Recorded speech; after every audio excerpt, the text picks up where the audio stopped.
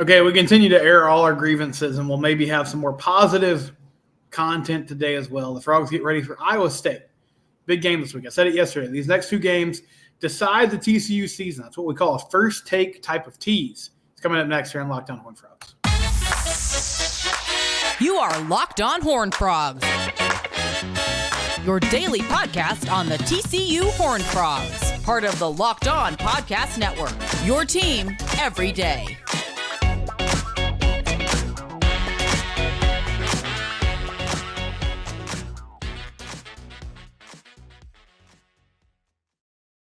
That's right, Locked On Horned Frogs, your team every day. I'm Steven Simcox. Next to me is Matt Jennings, at Matt A. Jennings on Twitter. He is a freelance writer. He covers TCU football. We have him on every week talking Frogs. Please subscribe to the YouTube channel. You can also subscribe wherever you get podcasts in its audio form. Matt, TCU loses on Saturday. They are now 3-2. They're 1-1 in conference play. And I spent a lot of yesterday's show talking about Chandler Morris because I guess I shouldn't be surprised. This is usually where people go when things go badly or well. But there was a lot of comments about Chandler Morris after Saturday's game. People saying he's not playing well. Should they look at other options? And, I mean, my basic premise to the question was no, because we don't know who Josh Hoover is. And so short term, they really don't have an option that's better. I think Chandler overall has been good this year. Saturday in the second half was not great. There were some different factors that led to that. But I guess what's your take on Chandler's status at the moment and just kind of how he's been playing, especially in that game against West Virginia Saturday? We talked about this a couple weeks ago, right? Chandler is like – in his DNA, more of a gunslinger than Max Duggan, right? And so that's just a different vibe to watch at quarterback, right? And quite frankly, that bailed TCU out a number of times on Saturday. His ability to make plays out of structure, escape the pocket, extend plays, or to scramble and get yardage. Like he saved some plays that were kind of DOA against West Virginia. So that should be said.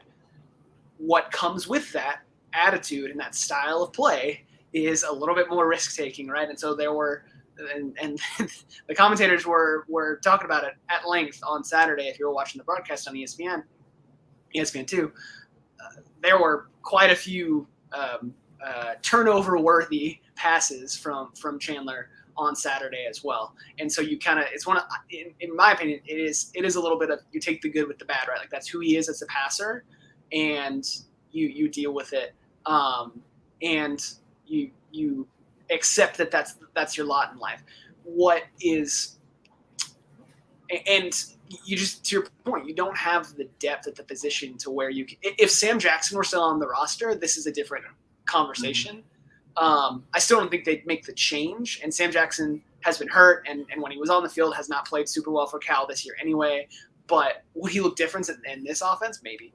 But with Josh Hoover out there as as your next option, and then after that it's a walk-on and Grant Tisdale, I believe, like you don't have the depth at that position to be seriously considering a change in this moment. And I agree with you. I don't think that's the problem. I think the problem is Chandler's being asked to improvise and feels like he has to press and try and make these plays for two reasons. One, he's not getting adequate pass protection from the offensive line, which is, Brandon Coleman missed last week. That was a factor. The other thing is just he threw 41 passes, and he also ran the ball 11 times. Not all of those were designed runs. I didn't clock exactly, but I would guess he had between 45 and 50 dropbacks that were intended pass plays. That's too many to ask of him with this pass protection. It's malpractice to ask Chandler Morris to drop back that many times when the interior of this offensive line is in the state that it is in. So that to me is the more pressing concern, both the play of the personnel who are responsible for keeping him clean, and the insistence on asking him to throw that much when you know he's a risk taker and when you know you can't keep him clean. I don't know what you expect to happen. Yeah. Well, Brandon Coleman's back this week per Sonny Dykes. He said that he's going to play. Which is really important and good news, apparently. Yeah, it really is. And, not to single these guys out, but Ben Taylor Whitfield's a freshman that they're super excited about.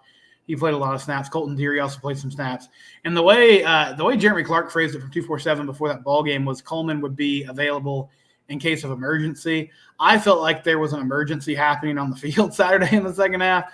But listen, the way coaches frame things and kind of package things might be different than we perceive them. And so I don't know what his actual status was, but apparently he's going to play. To your point, I agree. You can't drop back 50 times.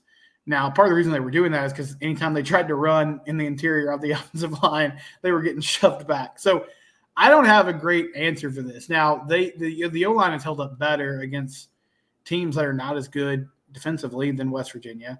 Iowa State's pretty salty on that side of the ball. But I think as much as winning over the next 2 weeks, Matt, they have to find a way for this to work against because when you play K-State in Texas and Oklahoma, it's pretty obvious you're not going to have the advantage up front. And so whether that's getting more creative in the run game, they tried a lot of the quick game stuff against West Virginia. It had sort of mixed results. But, how imperative is it that they find some counters for these problems? Because everybody has got the film now, and if you can slow down Amani Bailey, this becomes a much tougher proposition for this offense. You've been saying this here for a few weeks now. The identity of this team offensively is still, and Sonny Dykes said it on Tuesday this week, the identity of this offense is not defined. It's still not defined. We thought it had been defined coming out of the Houston and SMU games, that they were going to lean on the run game the way that they did. But both against SMU and against West Virginia, first half against SMU, not running the ball effectively, both because of play selection, to your point, they were kind of getting stuffed some. Now they made adjustments at halftime, and they emphasized that they were we're going to be physical, we're going to control line of scrimmage, we're going to lean on them, and they started breaking off some big runs in the second half. I was kind of expecting a similar approach here against West Virginia, and they did not. They didn't really make a concerted effort to try and overcome their struggles running the ball against West Virginia. It really felt, if you watched any of West Virginia's game against Texas Tech, or at least you read the drive chart, it felt similar to that game in that it almost felt like they baited Texas Tech and then TCU into, we'll show you the looks that you want that you think you can throw against, and then you're not going to have success doing it, right? And I think that happened against Colorado. I think it happened in the first half against SMU. It's happened against West Virginia.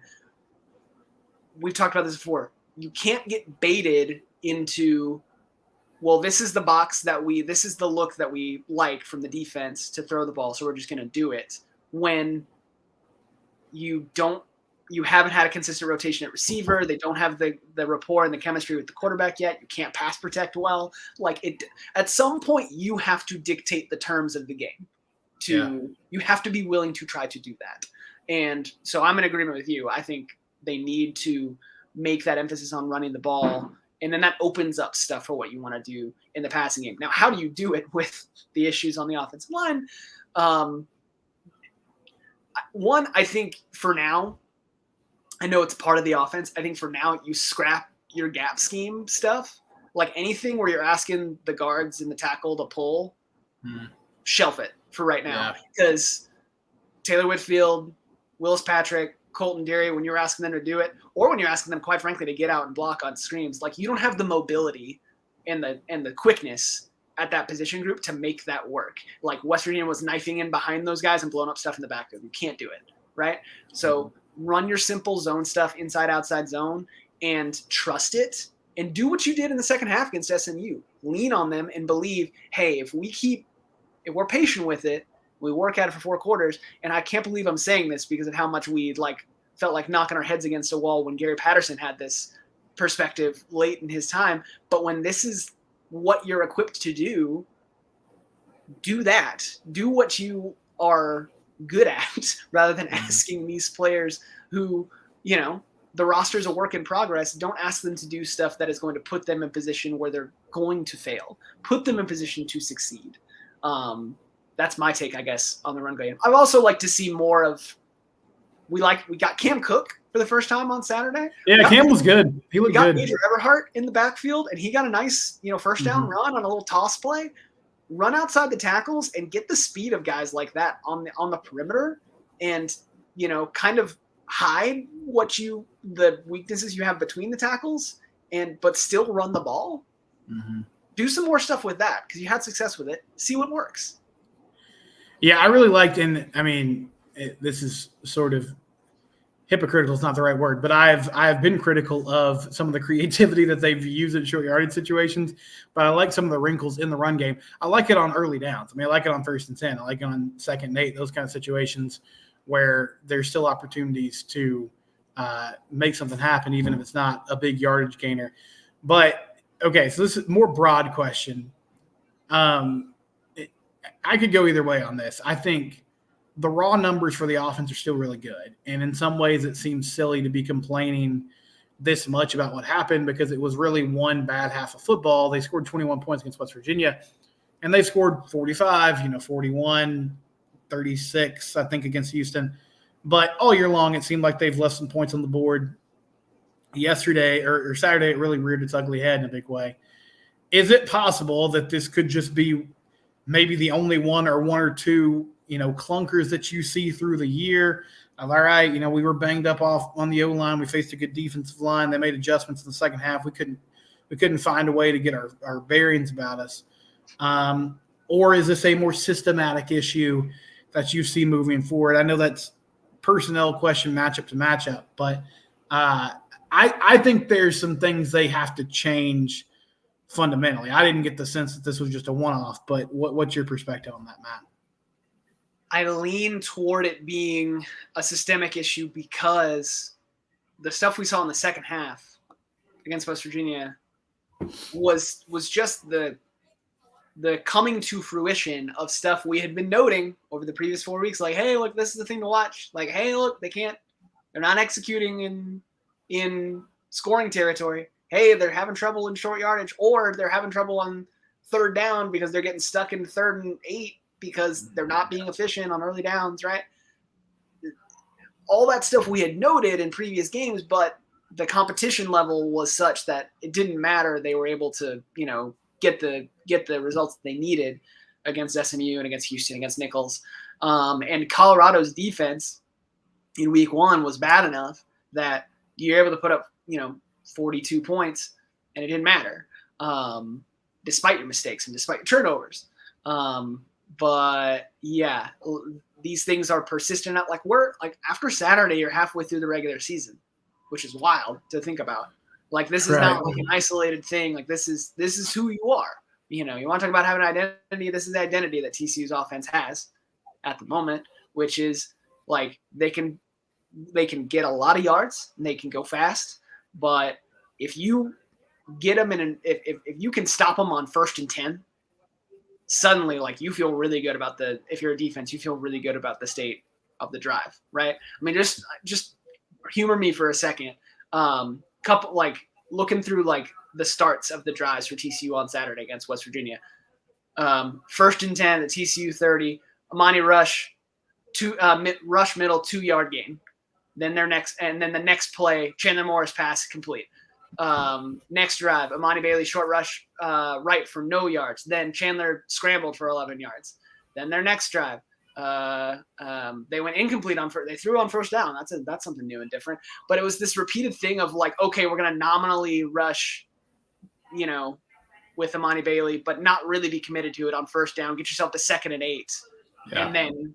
And then okay, now we feel like we have to pass. There's the play selection and play sequencing is not where I would want it to be.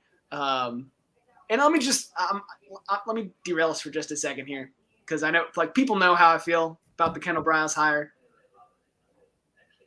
If they were putting up these results with Seth Luttrell as the offensive coordinator and the results were exactly the same, people would be upset. But it would feel different. Everyone would kind of be like, rosters in transition. It's a reset year after, dream run a year ago. The fact that you kind of spent all of your emotional capital and all of your goodwill after a national title run on a hire that was controversial for off the field reasons, and it's not really even working out on the field.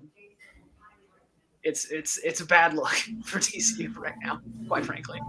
Yeah, I mean, I'll say this. I think it's early to say that it's not working. It's the results you're getting are not what you want. I feel like from your offense coordinator fully. I think Sonny Dykes would agree with that too. And he said as much today.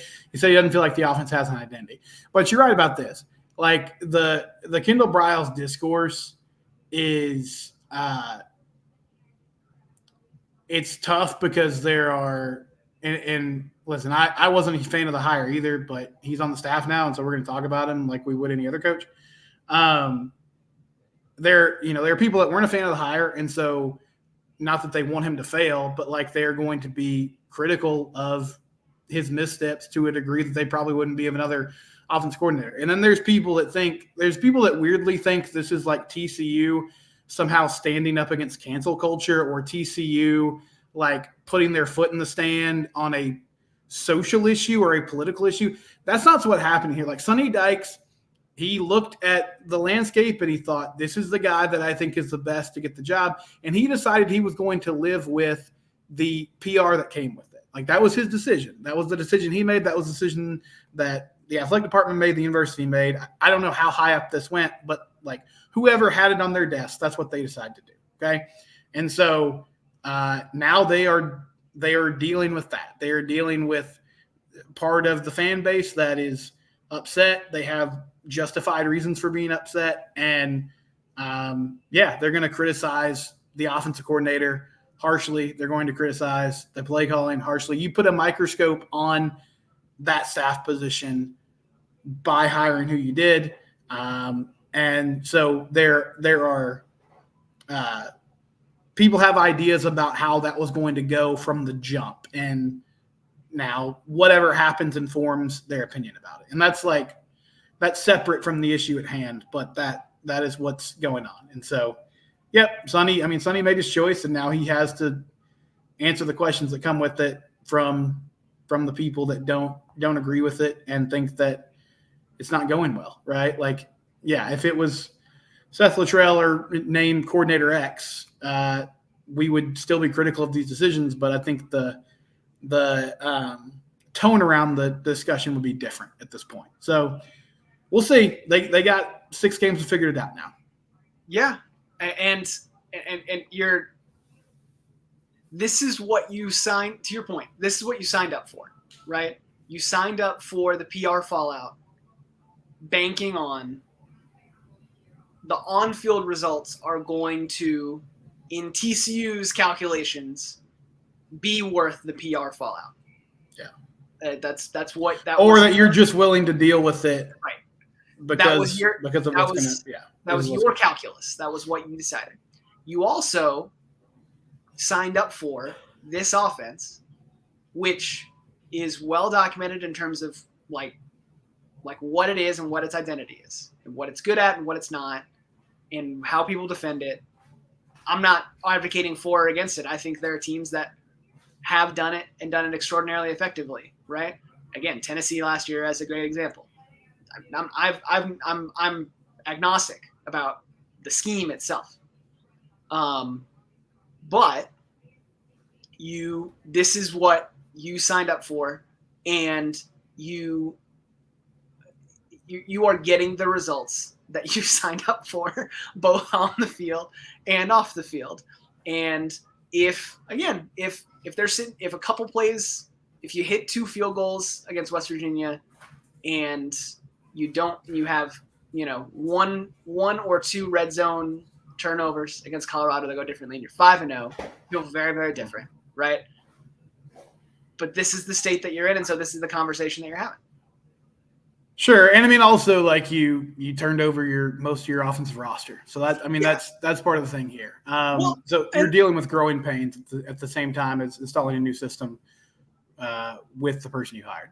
And that needs to be said, and that's a point that needs to be said and said often, like that it was always gonna be an unfair comparison of whoever took the job after last year with Garrett Riley, who was a Broyles Award winner, and with 6 draft picks on offense. Like, it was gonna be a step back, and they were going to be not as consistent, right? And you probably weren't going to be able to rely on them in clutch situations the way you were able to with all the veterans and all the experience on that side of the ball a year ago.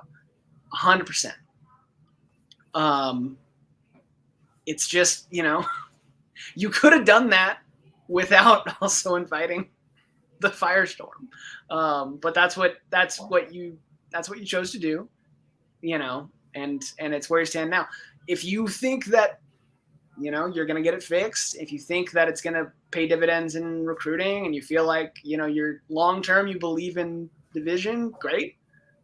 I have yet to see the things that make me like super bullish on where they're headed. Mm-hmm. I would love to be proven wrong. I really would, because I don't like to watch bad offensive football. I don't think anybody does. So. Yeah. And I mean, in fairness, like the results were good against SMU and Houston. There was definitely things that were left on the field, and you wanted more, but they scored plenty of points to win those football games, and that didn't happen in the second half against West Virginia. We'll take a quick break, and then when we come back, we'll talk about the defense a little bit too, because they also are part of this football team, and they played pretty well on Saturday night. So we'll discuss that next year on Locked On Horned Frogs. All right, I do want to talk about our friends at Bird Dogs, though. I've talked about Bird Dogs before. They make shorts and pants that make you look good. They have khaki shorts that stretch, and they fit really well, and they're very versatile. I mean, you can wear them around the house. You can wear them at a more formal event.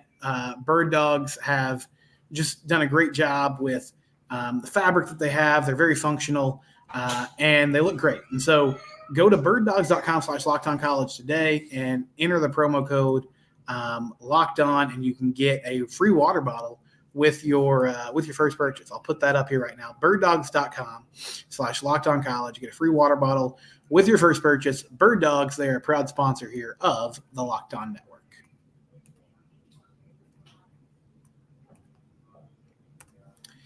Yeah, so TCU's defense, I mean, they were kind of up against it in the second half. They only ended up allowing 10 points, had a nice goal line stand. There were still a few drives that you're like, man, really wish they could have gotten stopped there, or at least held West Virginia to a field goal. But overall, if you told me they held West Virginia to 24 points before the game, I would have been pretty happy with that. Matt, what was your perception of how the defense played on Saturday? On the whole, yeah, I think you're pretty happy with it. I think 24 points is on the high end of what I thought they were going to allow to a West Virginia team that seemed pretty one-dimensional coming into that game. But credit to Neil Brown and his staff for scheming up ways for them to kind of find success. They took advantage of some short fields. They got the ball. They started drives inside on TCU side of the 50 3 times, and they got 17 points out of those 3 drives. They were really effective with the opportunities they got. And shout out Garrett Green. I mean, he balled out. I was not expecting that from him.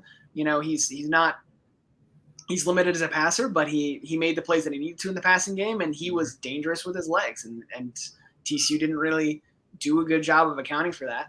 But with all that being said, I thought with the poor field position that TCU's defense was put in a lot because of the struggles of the offense, and I thought they played well grading on that scale, and they had the big goal line stop on 4th and goal. On the whole, I felt like they did really well. Again, the stuff that we were really concerned about early on, I think on the whole has dissipated. I think I like what they're doing in coverage a little bit more than what we saw, like especially early on against like Colorado, that they're not playing super conservative. They're being a little bit more aggressive. They're playing, up closer and tighter with these receivers most of the time. They're blitzing more. They're trying to generate pressure. Again, I really wish they could generate pressure with just 4 guys. They can't. Mm-hmm. really consistently do that, but they're creating sack opportunities, which is great. I think my big thing, and they're really solid against the run on the whole. I think my big thing is just, okay, if you're going to try and manufacture pressure, you got to get home. Either you got to affect the quarterback and cause an errant pass, incompletion, a turnover-worthy throw, or you got to bring him down. That was the thing that I think probably the most frustrating for TCU is they got pressure on Garrett Green in certain instances, but they couldn't finish the play. They couldn't bring him down in the pocket. And his touchdown run on the first drive came on an instance where he eludes Jamoy Hodge, and then he scrambles, and there's just there's nobody spying him, there's nobody playing contain, and so then he just escapes and runs for the score, right? And so I think that's the thing to me is you got to be able to get home with those. And so that's probably my biggest note. Also, just like I'd like to see a little bit more rotation at the safety position, because we've had this conversation. You kind of know what your starting group is good at and what they're not. Mark Perry, I think, got put in some tough situations trying to cover slot guys and tight ends on Saturday, and it led to some big conversions. We've liked what we've seen early on from like guys like Jamel Johnson and stuff. Maybe get a chance to give those guys some more snaps down the stretch. But Shad Banks looks good. Nnamdi Obiazor looks good. Dominic Williams, outside of the 2 penalties, it continues to be very effective. Josh Newton playing really well, and the other corners that they're rolling out there, there's a lot to like, honestly. I want to see how they do once they face better offenses. A better quarterback play, more explosive offenses. Yeah. Because they faced Shador in week 1, and I don't know the state of Will Howard's health, but are they not going to face a really? And I haven't watched BYU super closely, so it's like the best quarterback they're going to face not going to be until they face Quinn Ewers in more than a month. Maybe Slovis is pretty good. I'd like to see. Right, I'm curious to see how Joe handles him. Just like how much he kind of sits back and lets him play. But yeah, the delayed blitzes are. I don't think they've ever worked. Like I know delayed blitzes can work. I just don't feel like they've worked in the last 2 years for the TCU defense. Your thought about the safety rotation, though, actually ties into really well to a question that I got yesterday. And so I'll tackle this first and I'll throw it to you. A loyal subscriber says, hey, I heard the 2023 recruiting class was the best recruiting class TCU had in a while. I haven't seen a lot of that recruiting class making an impact. Seems like they haven't been able to create pressure. Where's Jonathan Bax? I remember you talked a lot about him. Wasn't he a top-tier pass rusher? At some point, will something change on the defense? And so, yes, we haven't seen the 2023 guys as much as we thought maybe going into the season. I'll address the defensive side of the ball. Offensively, Cordell Russell hasn't been on the field as much as I thought he would be before the year. Defensively, Marcus Deals played some on the D-line, but he's kind of been a rotational guy. Matt talked about Jamel Johnson. Radon Fontenette's also a guy that's made a few appearances. And I would love to see Bax. I think maybe they would consider that more on the defensive side of the ball if the team continued to play poorly post-Colorado, but they've done well lately. So I just imagine they don't have a huge itch to change things up.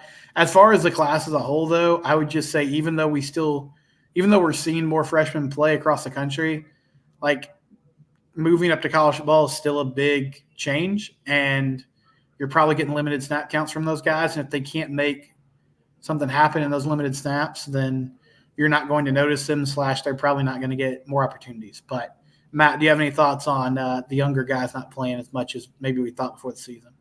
I think Deal is the main one that I would like to see an increased snap count, because he and Jamel Johnson, because Jamel Johnson limited plays, but against SMU when he got in there, made some nice plays.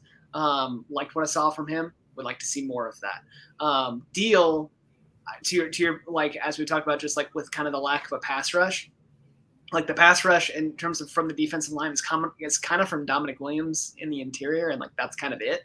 But Dominic Williams, big dude, can't play 85 snaps or however many it is on a regular basis. So they're rotating in Sony Misi a lot. I would like to see some of those snaps go to Marcus Steele. Or I'd like to, or he can also flex out and play defensive end.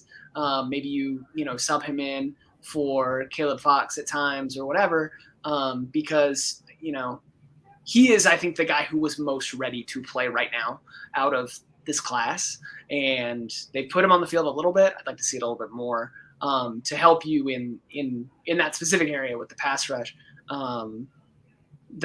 Which is the area that I think you have the most room to grow. But yeah, to your point, like I think they like what they've seen from their starters and their veteran players since the Colorado game. At linebacker and at corner and at safety, they're seeing results that they like. That if things had continued to go as poorly since Colorado, then yes, I think you see a lot more changes, but they haven't. I think the main one, honestly, has been a result of injury. Johnny Hodges not being available has put Chad Banks on the field, and Chad Banks has played well. And so with him and Hodge and Obi Izor, you feel pretty good about the starting linebacker group. I'm not in love with how. I think if there's anywhere also, like maybe you give Jamoy Hodge a little bit of a breather sometimes, and you get out a guy like Jonathan Bax a little bit, just because of Hodge's limitations in coverage.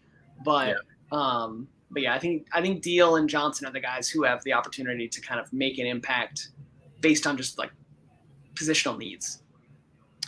When we come back, I'll ask Matt if he has reset his expectations for this team at all over the last few weeks. We'll do that next on Locked On Horned Frogs.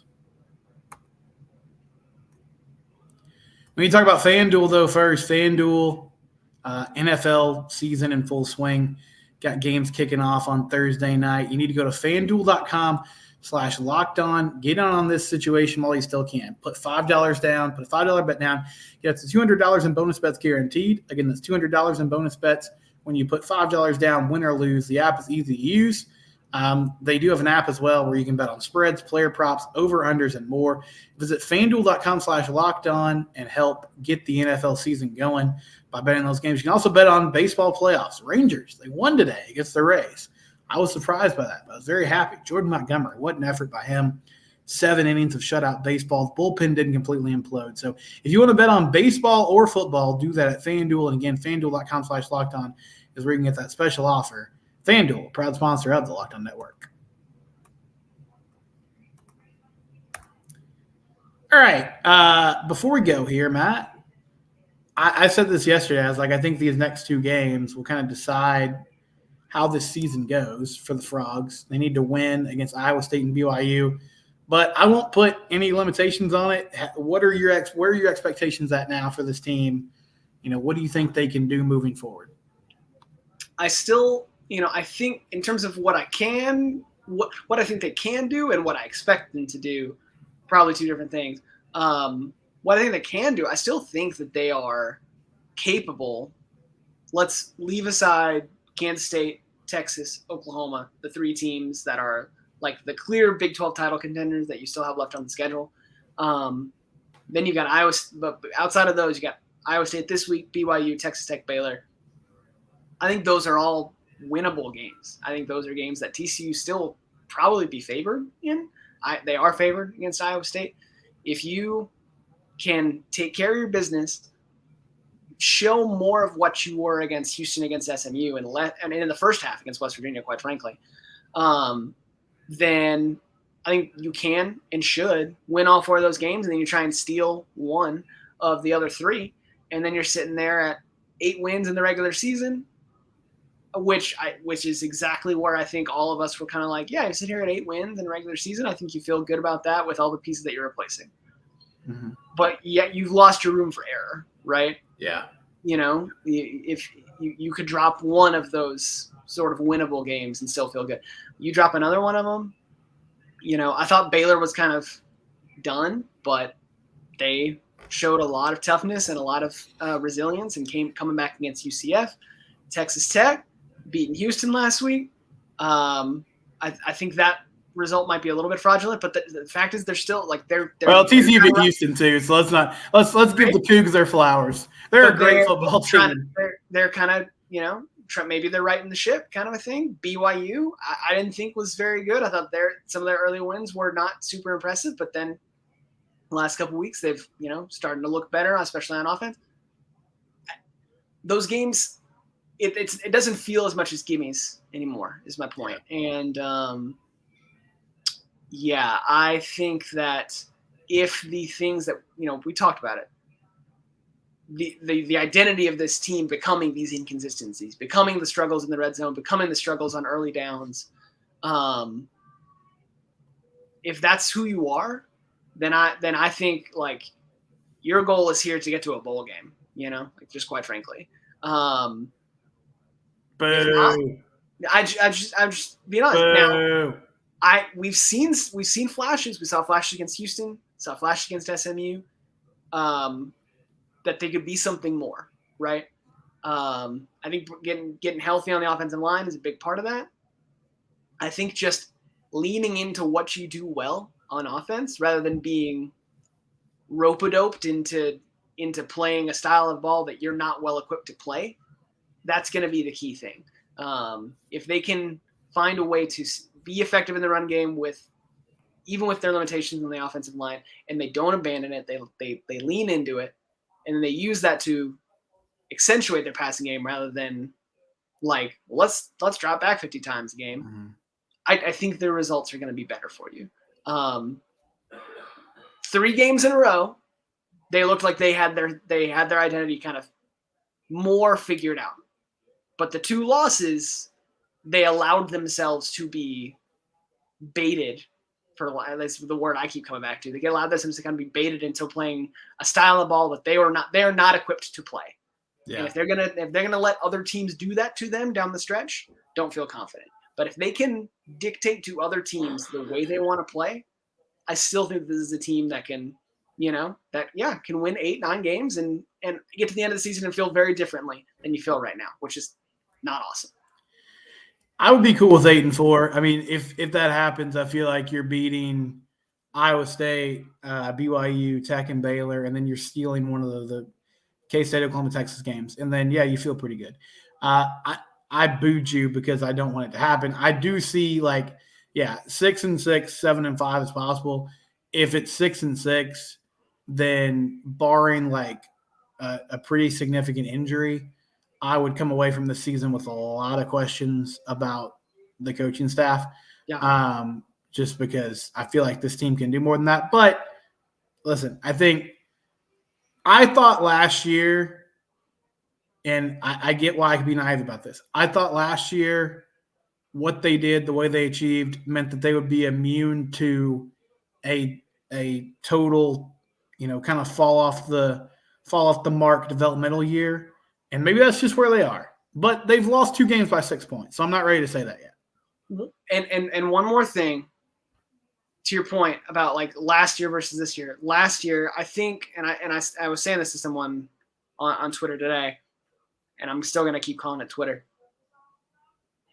I think Sonny Dykes, in the age of the portal, deserves a ton of credit for keeping that roster together in the transition from Gary Patterson to last season, right?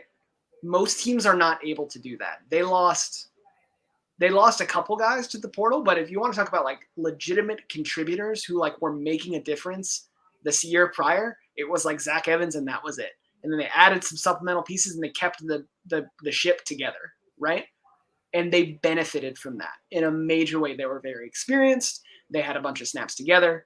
They were they had chemistry, they had belief, all the intangibles, in addition to having a lot of NFL players, which is great.